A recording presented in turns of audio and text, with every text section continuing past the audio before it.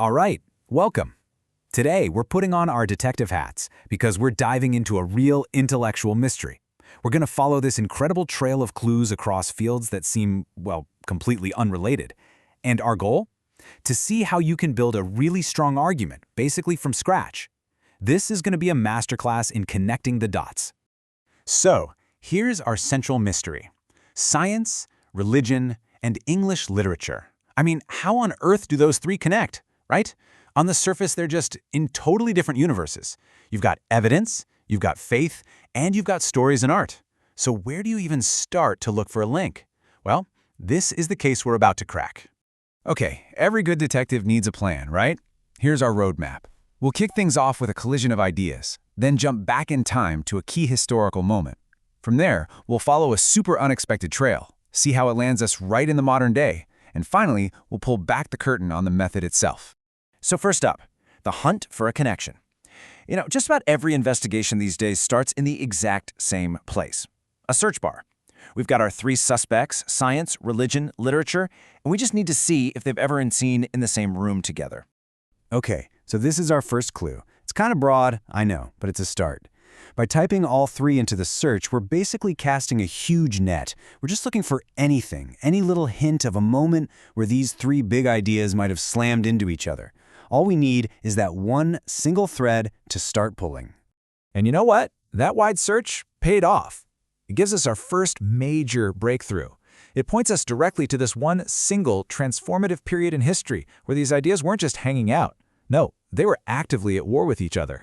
I mean, seriously, the 19th century was an absolute battleground for ideas. In one corner, you've got the rise of hard science, you've got materialism, and of course the big one, Darwin's theory of evolution, which just changed everything. And in the other corner, you have centuries of religious tradition and faith. This clash, this was the intellectual drama of the time. And this is where we narrow the search. See, this is our next big lead. We're no longer just looking at science in general. We're zeroing in on the most explosive, the most disruptive idea of that entire era, Darwin. Now we can get really specific and follow the evidence to see how this huge fight actually spilled over into the world of literature and art. Okay, and this is where the connection really starts to come into focus. The Victorian era truly was a fountainhead, like the source point for so many debates we're still having today.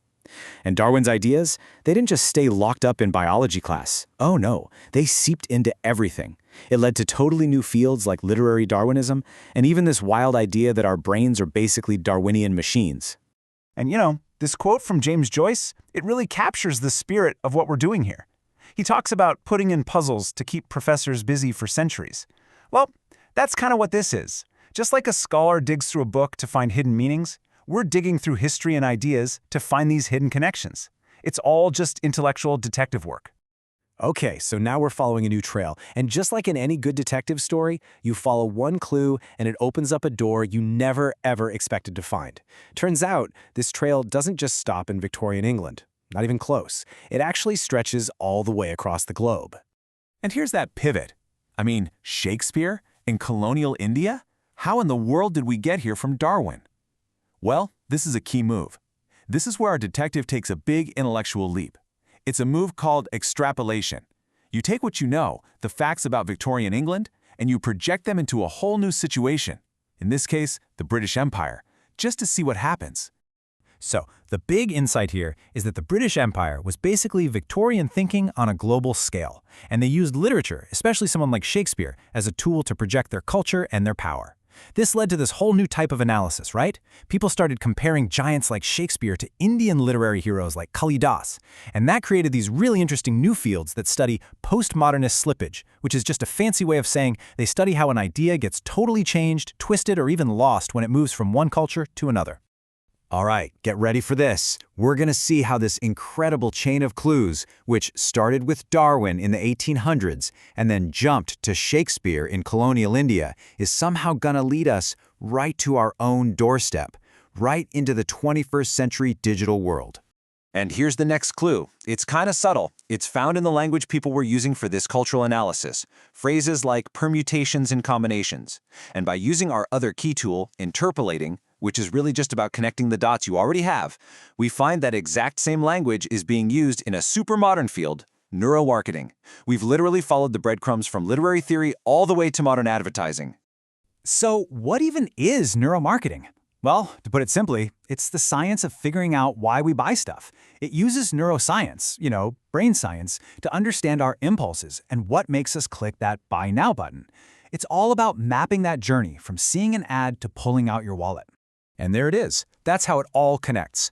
See, the quest to understand what makes people tick, it's the same quest, whether you're analyzing a character in a Victorian novel struggling with their faith, or figuring out how someone in colonial India reinterpreted Shakespeare, or tracking how a modern shopper reacts to an online ad. At the end of the day, it's all just about decoding human psychology. Okay, so we've followed this amazing trail all the way from Darwin to digital ads. But the real secret here, the real mystery we've been solving, isn't just what the connection is. The real magic is in how we found it, and that's the big reveal. And it all boils down to these two incredibly powerful tools. First, you have Interpolate. That's just connecting the dots you already have in front of you. It's drawing a straight line, like from that big science versus religion conflict, straight to Darwin. Then you have Extrapolate. That's the creative leap. That's when you take what you know and you launch it into the unknown, like taking those Victorian ideas and seeing how they play out in a totally new place like colonial India. So let's just retrace our steps, right? 1, we started with a huge, broad question. 2, we interpolated, connecting the dots right to the Victorian era and Darwin. 3, we extrapolated, making that big leap from Darwin to Shakespeare and colonial India. 4, we interpolated again, linking that cultural analysis to modern marketing. And just like that, step by step, what started as a bunch of scattered clues becomes a solid, coherent, and frankly, pretty surprising argument. And really, this is the main takeaway. This method, this dance between interpolating and extrapolating, it's not just for some academic paper. It is a powerful way for you to think. It's about connecting what you know for sure, and then having the courage to make a leap into what you don't know. That's how you build your own amazing arguments. So the real question is, what connections are you going to uncover next?